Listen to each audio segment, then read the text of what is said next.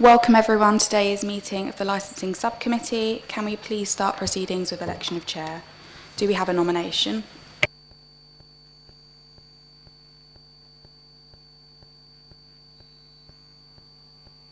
Yes, I nominate Corinna. Thank you. And can I have a proposer? And a seconder? That would be me.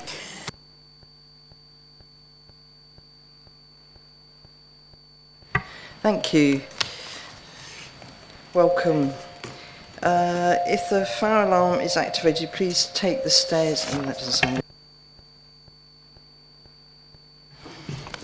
If the fire alarm is activated, please take the stairs down to the reception area and out of the building to the green in Hawley Square, which is the assembly point.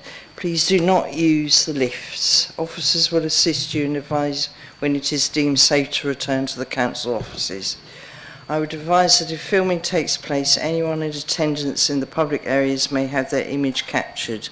I urge anyone filming proceedings to avoid filming members of the public, particularly if there are any children present. Does anyone intend to film the meeting? Okay. Any filming or recording will not be permitted for any item of business where exempt or confidential information is considered following the exclusion of the press and public from the meeting. Please note this meeting is being live streamed on YouTube. So the restriction of use of mobile phones. Would everyone present please ensure that their mobile phones are turned to silent and they are not used to make or receive phone calls whilst this meeting is in progress. Speaking under Council Procedure Rule 20.1, are there any members who would like to speak under Council Procedure Rule 20.1? No. Okay, so we're on to the agenda now. Agenda item 1, apologies for absence. Are there any apologies for absence? No. Agenda item 2, declarations of interest. Are there any declarations of interest? No. Item 3, application for an adult gaming centre licence at 168 North Down Road, Margate, Kent, CT9 2QN. Right, we will hear the parties in the following order. The technical support manager to present the report, questions for the technical support manager, the applicant to present their case, questions for the applicant. The opportunity for all parties to sum up. Once all the relevant representations have been made, with the exception of the subcommittee members, the Democratic Services Officer and the Legal Officer, you will be asked to leave the chamber so that the licensing subcommittee can deliberate and come to a decision on your application, after which you will be invited back into the chamber for the announcement of the decision. So, technical support team now. Would the technical support manager, Alison Brock, please present the report. Thank you. Thank you, Chair. Good morning, everyone. The report before you today is to consider an application that we received for an adult gaming centre licence under the Gambling Act at 168 North Down Road, Margate. The application was advertised as required and we received one representation. That representation is attached to the report along with all the application paperwork for the licence, and it is now before you for a decision. Thank you. Thank you. Does the applicant have any questions for the technical support manager? Yes, I would like to ask whether the objector has yet produced any evidence that the people he purports or that they purport to represent have authorised that person to speak on their behalf. All we've received is what is attached to the agenda. So can I raise a point with the legal team then, please, which I put in my additional information, which is that in Thanet's gambling statement of principle, it states that we will generally require evidence that a person representing an interested party has authorisation to do so. Yeah. If a person represents interested parties, then no specific evidence of such as a councillor or an MP, then no specific evidence of being asked to represent an interested party will be required. But that you will require confirmation that a person genuinely represents the interests of other parties. That's stated in your policy. So the question is, if this objector has not produced any evidence that they are representing the tenants of their premises, should we be accepting their objections today to this application? Thank you for the question. As per the application and the objection, it seems there's two parts to it. They have made the application on their own behalf as the freeholder, and they've also made the application on behalf of the tenants. So on the part of the freeholder, that should be accepted. But on the part of the tenant, your point is noted. Thank you. Thank you. Do members have any questions for the Technical Support Manager?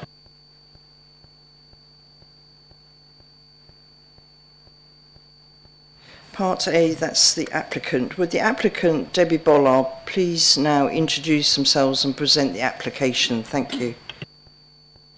Yes, good morning. I'm Debbie Bollard from Huff and Bollard Licensing, and I'm here today to represent Cane Amusements, a family business that's been going since 1890 and that has amusement arcades and entertainment centres in the local vicinity, many of which of you may have visited over your time in the local area. My client has purchased a premises at 168 North Down Road in Cliftonville with a view to redeveloping it, and which will help improve the area. No objections to the application for an adult gaming centre were received on the grounds of crime or disorder, or indeed antisocial behaviour from the police, and no objections were received for the application from the licensing department. My client, when the premises is opened and ready, will be a discreet premises without loud, garish music or displays that ordinarily would be seen with a seafront sort of entertainment centre. This will be discreet, covered area with a membership scheme where regulars will have a card entry system into the premises, very much as they do for their other premises on North Down Road. They'll also have CCTV inside the premises and outside the premises, particularly the entrance and also down the alleyway, which they have right of access to, and which will increase the surveillance and therefore the security, particularly at night for the premises, which can only be an advantage to the local area.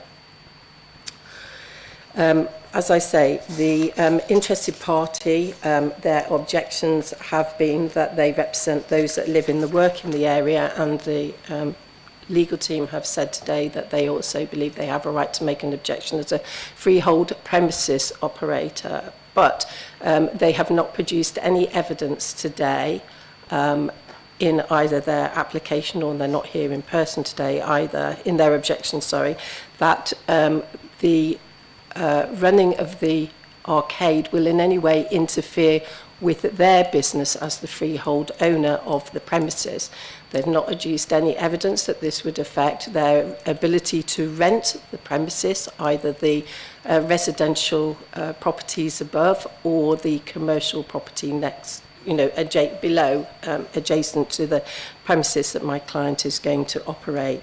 And therefore, it is my case that their objections are not valid, that they've not produced any evidence to support the fact that there would be any problems with the premises.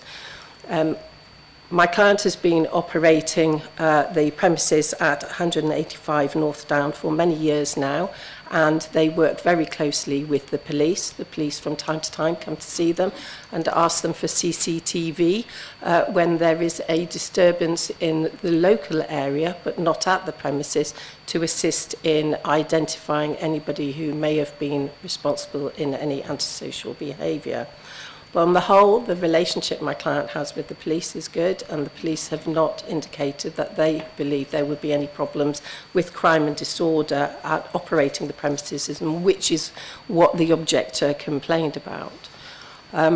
The objectors also complained about antisocial behaviour in the alleyway to the side of the premises, and I say again that my client is intending to put CCTV down there. They will have a key to the gate as one of the businesses one of the owners of a property that has right to that alleyway, and they will ensure whenever possible that that gate is kept closed. I drove past the premises last night and I did note that the gate was open, and that appears to be one of the other people that has key and access to the alleyway. But my client assures me that once the premises is in operation, they will make attempts to ensure that that gate is kept closed so that members of the public cannot go down that private alleyway and cause any problems. My client has a smoking area, planned smoking area to the rear of the premises, and therefore any noise or concerns about people outside of the front of the premises will not happen. People, if they want to smoke, will be outside the rear of the premises, and my client's staff will make sure that there is no disturbance or noise emanating from the smoking area either. So going to my client's policies and procedures and how they will operate the premises, they are bound by the license condition and codes of practice that are issued by the Gambling Commission, and their policies and procedures cover all the conditions that are attached to the operating license that my client has. And I have already set out for you in the additional information what the LCCPs that are relevant to the operation of the arcade would be. In order to expedite matters, I'd ask, do you want me to go through those with you now, or are you happy, having read them, that you understand what those are? Yeah, you're happy to go ahead.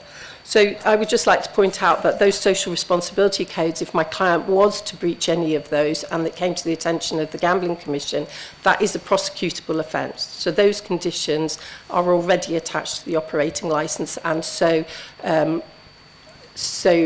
will also be attached to the way the client's premises is operated. So what I'm trying to say is that the thought about any additional conditions to operating the premises, if you were looking at conditions, if they're already covered by the LCCPs, they would be superfluous because they're already required under the operating licence. But those quite clearly deal with underage gambling, social responsibility, protecting the vulnerable, and promoting the licensing objectives. So turning to the decision that you have to make today, as you know, the test is set out in section 153, and it's mandatory that a licensing authority shall aim to permit, as set out in the Gambling Commission's guidance at paragraph 7.56. And that is your primary obligation today, to try to permit the granting of the premises licence. Any conditions, as I say, that are to be imposed by the licensing officer, licensing authority, should be proportionate to the circumstances, and they should seek to address any problems that there are. The evidence has to be factual. You have to have clear evidence that there is going to be a problem, not that there might be a problem, and that is set out particularly in the recent decision of DJ Dennis Brennan, the case which I sent across earlier this week, which deals with an application similar to this, where the applicant already had premises in the local vicinity, and there was clear evidence that they were operating the premises without any problems, without any issues, and the judge said that it was, sorry, I've just turned the page, that you shouldn't give weight to what might happen, you should look at what is actually happening at the moment. And I would suggest, therefore, that when making your decision today, you should look at how the applicant already operates the premises at 185, when considering how you will, in looking at how they will operate the premises at 168. You should also take into consideration how my client operates their other premises, which is at 17 Ethelbert Crescent as well in Margate. So I would ask that the council consider granting the application for the premises licence and do so without any conditions attached.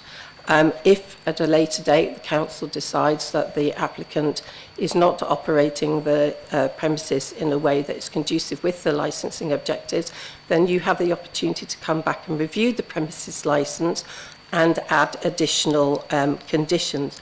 But in particular, I would point out that, again, that the Kent Police have not noted or not objected or raised any concerns about antisocial behaviour and crime, and that when you consider whether disorder is a problem at a premises, that activity has to be more serious and destructive than mere nuisance, and the factors you'd need to consider when determining whether disturbance was serious enough would be whether police assistance had been required and how threatening that behaviour was.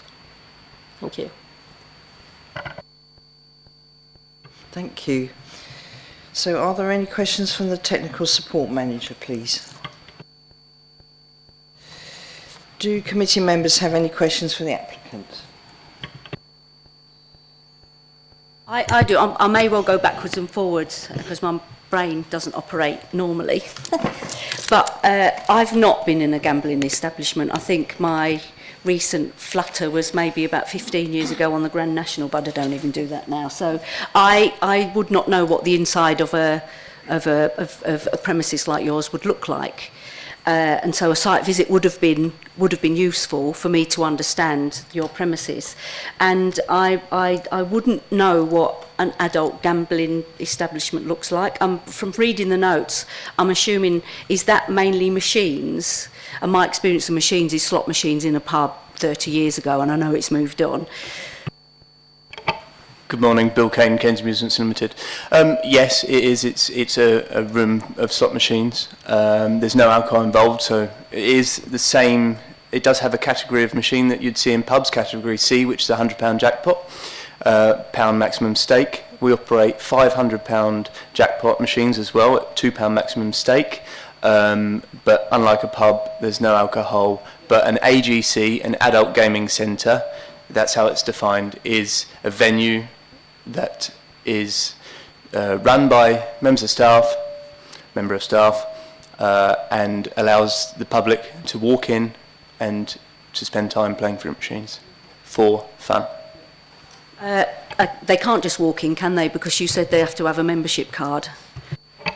Our membership system is a security policy that we implemented in our existing sites in Thanet. Yep. So you can walk in from the street. So if I wanted to become a member of your, if I was to walk down the road today to your other premises, could I just go into there? How does your membership scheme work? So the membership system that we have is twofold. One is the loyalty, which any member of the public can become a part of. And our membership system is purely for the security of our members of staff to prevent crime throughout the evening, the darker hours. So it was a company-led decision to install a security lock where members of the public that could come in throughout the day, in hours of darkness, we decided to prevent crime, to take a step to prevent the risk of crime in the area. Although my family, my father's been there for over 30 years on the seafront, 15 in the high street. We took a decision in around 2018 when we started to open later, that we wanted to prevent any crime or disturbances to the local area. We could sign up members, which would then allow them to stay later than the hours of daylight. It's working very well. We asked for proof of identity. We asked for a copy of their utility bill, purely for our own satisfaction, to allow our staff members and myself and my family to come to our venues and be safe. I mean, I'm not being critical. I'm just trying to understand. So please relax. I've read the whole document that you produced, where you're safeguarding various measures, young people.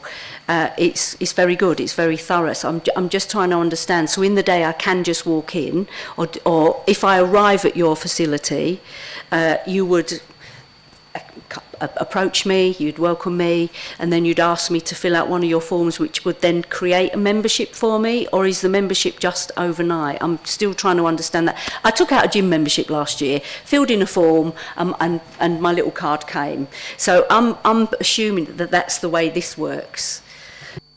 Sorry if we haven't made it clear, but you can walk in from the street. It's purely for hours of darkness. Part of our LCCP requirements is to know our customers, so if you were to walk in our venue, we would interact with you, welcome you, offer you a refreshment, because that's what we do. Customer service is our game. By asking you if you'd like a refreshment, we then would interact with you and assess you to see if you're potentially vulnerable. But to go back to your question, it is a further part of knowing our customer through the hours of darkness. It's not compulsory, however, you will may be asked to leave if we do not know you, if you're not a regular customer, and that's that. So hopefully it makes it clearer for you. I'm still a bit confused because the hours of darkness now are 4 o'clock, aren't they? And I would think that's unreasonable to start looking at people at 4 o'clock because it's still sort of average social hours. Does that make sense? So I understand. Is it hours of darkness or it's hours of darkness, but it's a company policy. It's not a requirement. It's not a condition. It's purely the member of staff's decision when they shut the door. If they feel dark, if it's dark outside, they feel unsafe, potentially they shut the door. But we prefer the door shut, members only, in hours of darkness to protect the interests of our business. I mean, we're all, whether we run businesses or whether we live in our own houses, we have a responsibility to be good neighbours. And I think, I mean, this is again where a site visit would be. I live in Ramsgate, so I know that really well, and I'm not, although I know Margate, I believe you've got Oasis domestic violence on one side of the premises. Is that true? And then it's some residential above. This is where a site visit would have been good. Yes, that's correct. Yeah. And given that your application is full of safeguarding measures, which is absolutely brilliant. I come from a teaching background. But there is a massive link between gambling and domestic violence that is well evidenced on all sorts of research, government research and other research. I do have some concerns about the possible impact on that particular establishment, and I wondered whether you'd had any thoughts about there may not be evidence to suggest there will be an impact, but they are going to be your neighbours. So, and you've done so well in sort of addressing some of the other situations that come up that this is now an unusual one. I wondered whether you'd approached Oasis to see if there is any way that they might be worried about you being next door, to try and put in place other measures that if they exist, it's about being a good neighbour. Can you just exemplify, extend that? So what concerns do you see there might be? Are you suggesting that customers who are gambling might interfere with people who are visiting Oasis? Is that your concern? No, I don't know what I'm saying, but there could be. It's something that could be investigated, like the impact on young people. It's a consideration, that's what I'm saying, because there is a clear link between gambling and domestic violence. So you could have, I don't know, people visiting the Oasis shop that might not visit because you're now next door. I'm making hypotheticals. It would be part of a risk assessment. If I was a teacher and taking somebody somewhere and there was something next door that could be a hazard, I would possibly look into that and assess the risk. And that's what maybe I'm suggesting. Have you thought about that? As far as the specific location goes, we can't, in our plans, make our shopfront any more obscure. So we do that to prevent children entering the premises, and the same would apply therefore for vulnerable people. We see children as vulnerable. Being open view to gambling is not what we think. If you visit our shops, the only light is through the doorway. We have a buffer zone to prevent people to go in. They could possibly think about coming in and not going in. As far as that, our staff areas in our site plan has a clear line of sight to the door, so it could identify potentially vulnerable customers. Likewise, if the member of staff was in the office with another member of staff, there would be clear digitally recorded CCTV on screens there, and potentially in areas in the shop where you couldn't have full line of sight, a member of staff would have the areas of the shop available to them to see anyone entering the premises at any one time. So therefore, shop layout is a key in identifying potentially vulnerable customers that may come in to visit next door, to answer your question. So hopefully that. It's all right, Councillor, we might as well keep going. How many more questions have you got? I've got quite a few. The other thing is, and your documentation is very thorough. I'm really impressed with it. Actually, it reassures me on a number of levels. But what you're suggesting your staff do is brilliant as well. They don't just sit there. They become very much part of the process, and avoiding grief, if that makes sense. That will be my teacher's words. You're always looking for problems, whether they relate to antisocial behaviour or somebody developing a gambling habit, which is brilliant. But on occasions, you do mention somewhere in your document that there may only be one member of staff. How often will there only be one member of staff? We operate the shops with, there's no restriction on when there could be one member of staff or when there might be two. We have an engineer or part of the operations team, member of the family, member of head office, some of which are here today. The member of staff could be on their own for hours, but there is no set period of time that I could guarantee to you that member of staff may be with someone or may be alone. What's the likely period that they would be by themselves? I mean, you must, if you've run the business before, yeah, of course. Then it could be, Sunday mornings are quiet, so we only put a member of staff in. Well, you obviously know your usership, so what are the likely periods in the day, the most common periods during a day or a week that there would only be one member of staff? Well, it would be to allow them for a break, so 6 hours. But there's always an engineer popping in because they're on call all the time. So if there's an issue with a machine, from a commercial perspective, we like that to be available for play. And obviously, following our licensing requirements, machines have to be available for use because we have a concentration of machines that we have to follow. So the engineer would then come in and visit and could relieve the member of staff if they wanted to. I think in the document, there are already 7 other establishments within a 2-mile radius. Do you feel that this business is oversaturation of gambling opportunities? No. What is the average? I class night time as maybe from 7 o'clock onwards until 7 o'clock in the morning. We can call it 8 till 8 or 7 till 7. Overnight, what is the rough number of peoples that you presently have in your... I'm curious as to understand where the main usage is. So do people mainly use it during the day? How many on average would you have in your other business overnight between the hours of 7 or 8 and 8? So our night time we call 6 till 6. Yeah. And we could sometimes see 20 people. That's from the 6 p.m. until 6 a.m. What we find is people would want to visit us after they finish their day shift at work, 5, 6 o'clock, and then we also find where sort of everyone's speed of life, if that's the right phrase, has increased, over concentration of activities they want to cram into a day. By us being more available, they can come in earlier potentially, or at the end of a night shift. We are suiting all needs by being open 24 hours. Oh, it's last question. I'm really sorry. It's not a problem. Because I sit on planning, I find occasionally we have these. I mean, I was elected in 2019, and we've only had 2 alcohol licences come and with planning attached to them. So it's a very strange situation. But is there any reason why this application came to here before the planning application has been determined? I know the 2 things are completely separate, but they're sort of interlinked.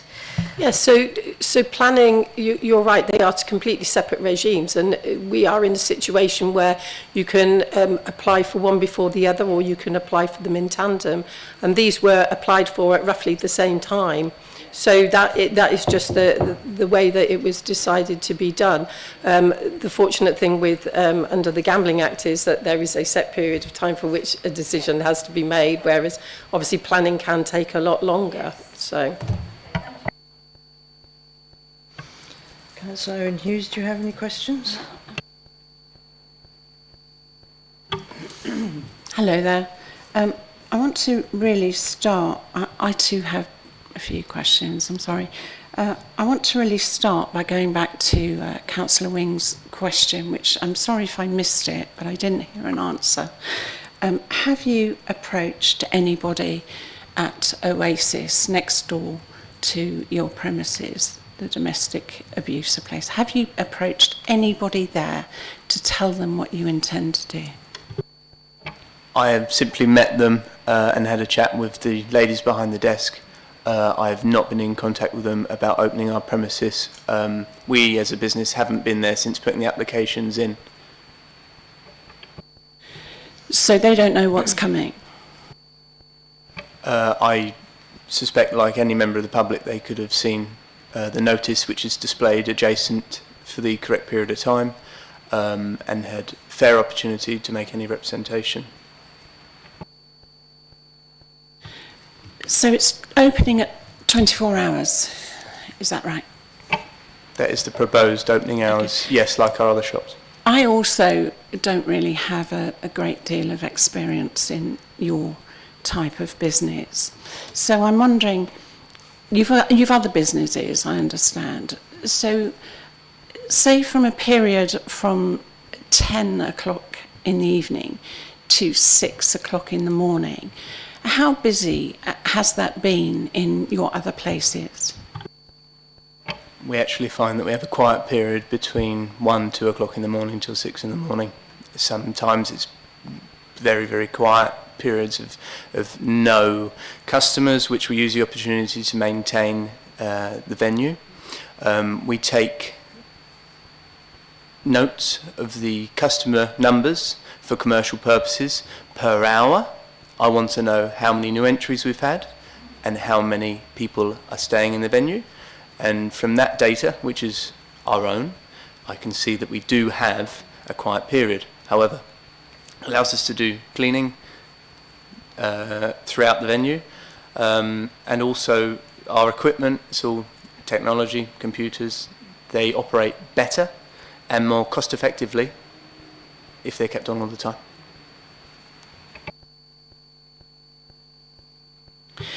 What's the ratio of men to women that you have coming through your doors?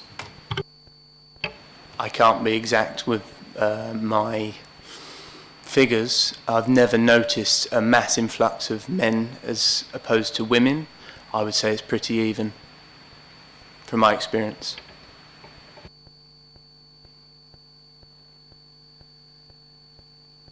Sorry, I'm just visualising a woman going into a gambling shop at 2 in the morning. So interestingly enough, bookies, betting shops are frequented more by men, but adult gaming centres are places where quite a lot of women go to, and they find it a much safer place to go.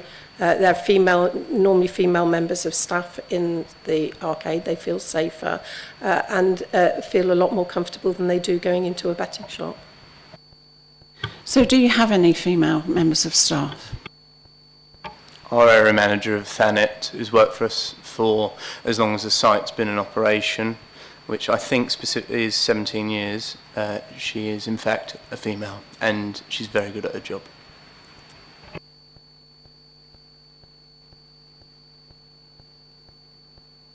Thank you. I've got some questions for you. Are you going to put soundproofing in to your shop, given that you have a tenant above in a flat? Thank you.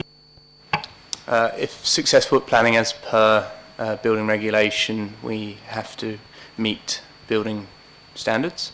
And yes, in answer to your question, we will put in specific insulation, yes. Thanks. I know some of these questions are sort of planning questions, but they do relate to licensing as well. On the sort of plan of the site, which is quite useful, and you've got the alleyway at the left that you submitted. Is it correct that there's no access for customers to the bin store at the back? So you've got the smoking area, but but there doesn't appear to be any access to the bin store at the rear, is that correct? There is no access for a customer to access the alleyway.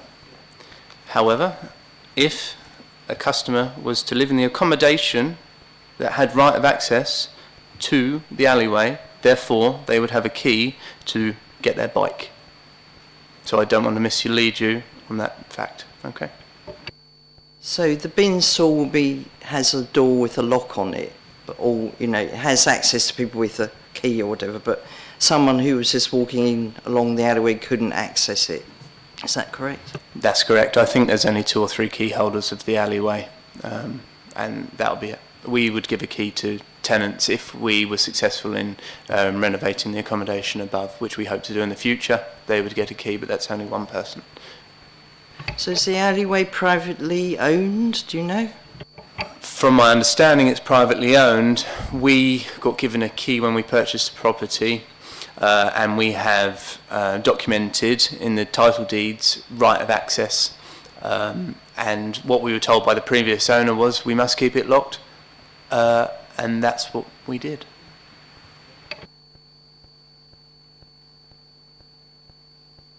So the toilets, there's a disabled toilet on the ground floor, which is great. So can all the customers use that? I noticed there's a toilet in the basement, but is that just for staff?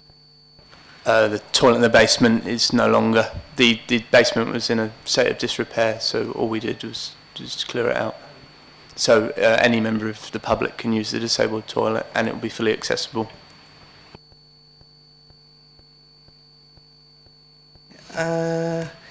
Say it's 10 o'clock at night, a couple of customers come in, potential customers, or say it's a bit earlier, 7 o'clock. They're both carrying cans of alcohol and smoking cigarettes, and they're in the shop. What does your member of staff do? Calmly and quite efficiently, I would hope, ask them to leave the premises immediately. So what happens if they don't? Persistently stand their ground, be confident as they're trained to do so, and ask the members of the public to leave. They then make a call for support while support gets there. We always like to say that we have someone within an hour's away. So if the member of staff does happen to be alone and someone enters the premises and there's a problem, someone will come. And then the staff actually have mobile panic alarms on their person. We also have static alarms within our venues. And we were quite lucky to have the police station down the road, so we haven't experienced a high level of crime, because I think that deters any crime or behaviour of such. And yeah, to answer your question, we'd ask them to leave, and if in any event that the member of staff couldn't handle the situation, the police will or may be called. Any other questions, members? Yep. Do you have a lone working policy? I think from reading the documentation that the other businesses you run are very well run.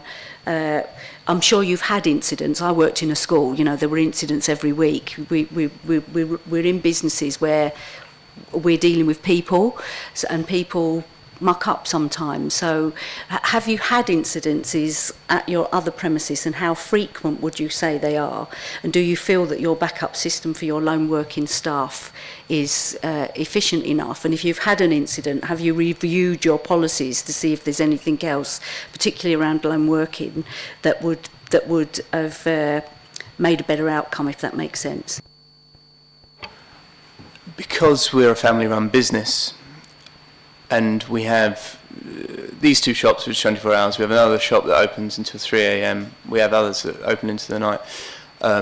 We take pride in running our business ourselves as much as we can. So the support for lone working is run by myself. And if I'm not available, my father, my brothers. We have a gentleman who doesn't sleep much. He mans the alarms. If the fire alarm was to go, our fire alarm is linked to the burglar alarm. The burglar alarm goes to central station. That then triggers calls throughout the company. If one person doesn't pick up, even if they're on another call, the call will get passed to someone else. So yes, we do have a lone working policy. As far as incidents would go, I don't know what you're implying is an incident, but I would go on a generic term. A phone call's made and it's satisfied, whether it be by myself or another member of staff, the operations team, head office. I think that we've got an effective system in place, and I wouldn't change it, and I don't think that our area manager of Thanet, as it stands, would wish that to change at this present time if I was to ask her this morning.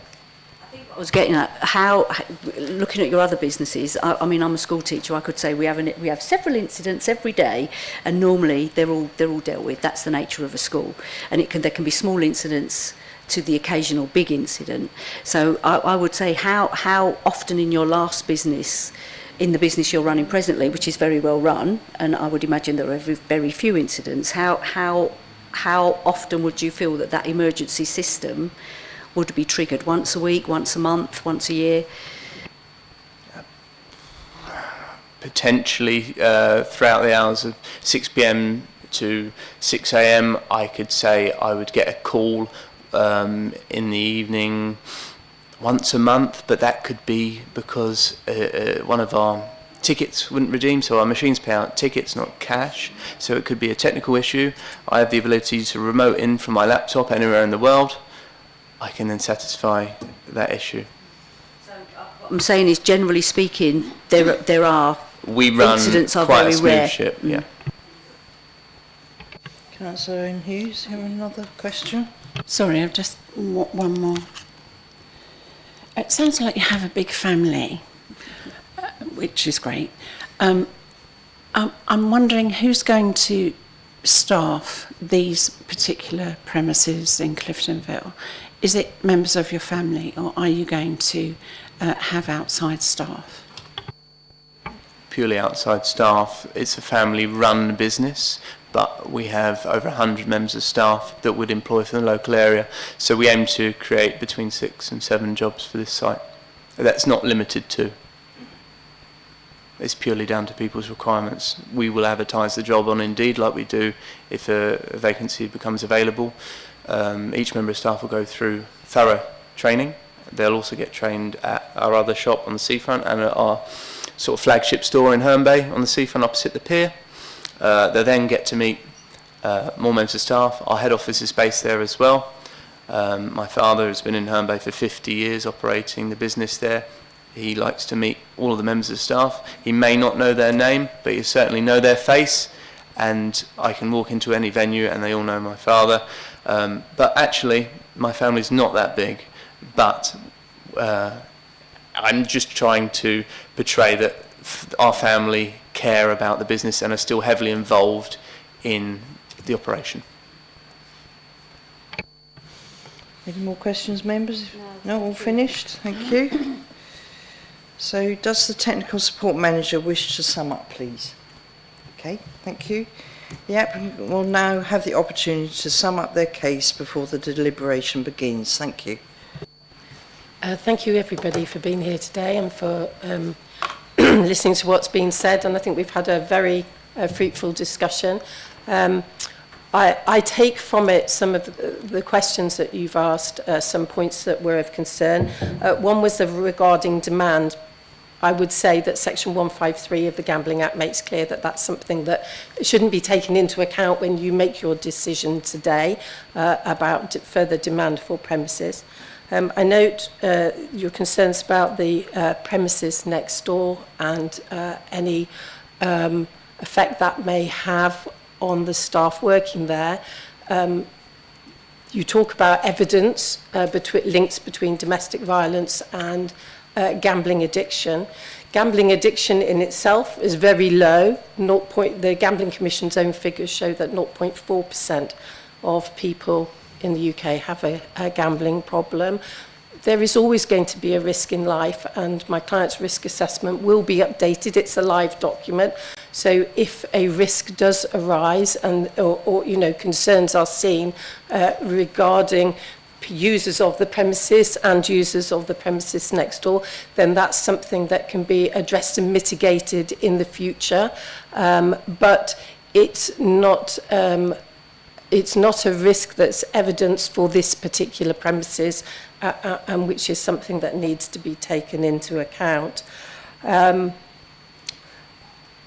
You generally, as I say, have to, take into account my client's policies and procedures, and whether those, the effect of the premises will be a risk to the licensing objectives. And I think my clients clearly demonstrated through their policies and procedures and their local area risk assessment, which was included with the application, that they identify risks that are around. They have policies and procedures in place that will mitigate those.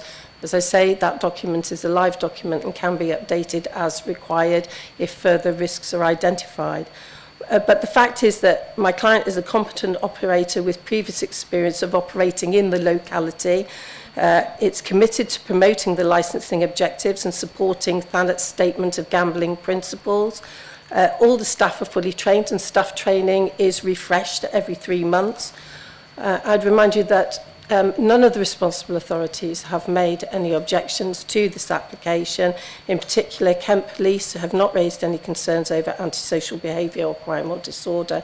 And in these circumstances, I would urge the committee to grant my client the premises licence, and without any conditions, because I think I would suggest that the licence codes and conditions of practice that are already attached to the operating licence, which my client is also required to have, are more than adequate to cover any risks there might be. Thank you very much. Thank you very much. With the exception of the subcommittee members, the Democratic Services Officer and the Senior Litigation Lawyer, please can I ask those present to leave the chambers so that the subcommittee can come to a decision. You will be invited back for the decision to be announced.